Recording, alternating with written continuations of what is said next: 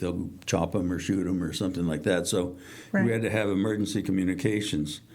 So one night, my chief said, we got to test this emergency gear. It was a thing called an RS-1.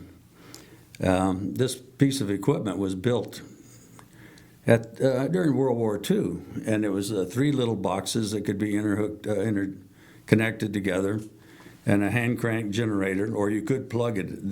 There's a picture of the thing. There were 3 things: a receiver, a transmitter, and a power supply. Wow. The power supply, if you had any type of current, it would take any voltage anywhere in the world, had a plug that would adapt to anything. Very modern for that day.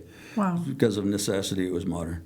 And there was a built-in key on one of those on the transmitter to send Morse code. Oh, okay. So they still used Morse code Yes, they did. Oh my and goodness. Morse code was used actually quite a bit during the Vietnam War.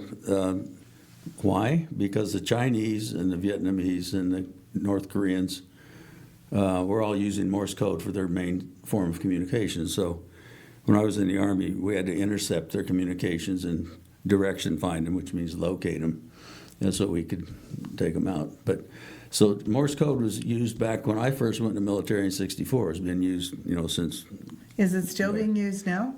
Even now, we have ham radio clubs around the world, and they have one portion of their license you can get qualified in Morse.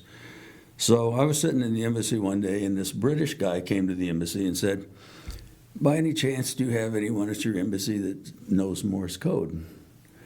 I said, well, I do. And he said, well, do you think you could help me get up to speed? Because his embassy wanted him to be able to communicate in Morse code also. So we spent a few days practicing.